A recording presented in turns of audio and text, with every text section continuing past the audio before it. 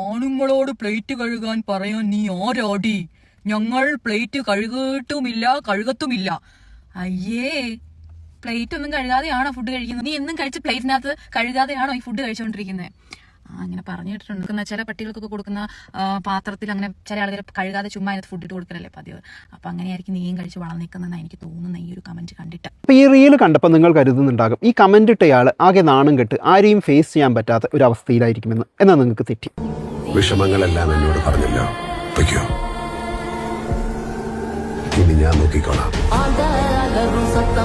നാണം കെട്ടവന്റെ ആസന്നത്തിൽ ആലുമുളച്ചാൽ അതും തണൽ എന്നൊരു ചൊല്ലാണ് എനിക്ക് ഇത് കണ്ടപ്പോൾ ഓർമ്മ വന്നത്. കുറച്ച് ദിവസങ്ങൾക്ക് മുമ്പ് ആണുങ്ങളുടെ മാസ് എന്ന രീതിക്ക് ഒരു ഡയലോഗ് ട്രെൻഡിങ്ങിലുണ്ടായിരുന്നു. ആണുങ്ങൾക്ക് കല്യാണം കഴിക്കാൻ പെണ്ണ് കിട്ടാത്തതല്ല പ്രശ്നം, നല്ല പെൺകുട്ടികളെ കിട്ടാത്തതാണ് പ്രശ്നം എന്ന ഡയലോഗ്. അത് കേട്ടപ്പോൾ എനിക്ക് ശരിക്കും ചിരിയാണ് വന്നത്. കാരണം സംഭവം നേരെ തിരിച്ചല്ലേ. അത് ഇയാളെ പോലുള്ള ആളുകളുടെ കമന്റ്സും റീൽസും ഒക്കെ കാണുമ്പോൾ വളരെ ക്ലിയർ അല്ലേ. പിന്നെ ഇയാളെ പോലുള്ള ആളുകൾ ഇങ്ങനെ ഓപ്പണായി റീൽസും കമന്റ്സും ഒക്കെ ഇടുന്നത് ഒരു തരത്തിൽ ഒരു നല്ല കാര്യമാണ്. കാരണം കല്യാണം കഴിക്കാൻ പോകുന്ന പെൺകുട്ടികൾക്ക് ഇങ്ങനെയുള്ള ആളുകളെ ഫിൽട്ടർ ചെയ്ത് കളയാൻ കഴിയുമല്ലോ. അപ്പോൾ ആണുങ്ങളെ മൊത്തം പാത്രം കഴുകുന്നതിൽ നിന്ന് ബാൻ ചെയ്ത ഈ മാസ് ചേട്ടന് ഒരു മാസ് നമസ്കാരം.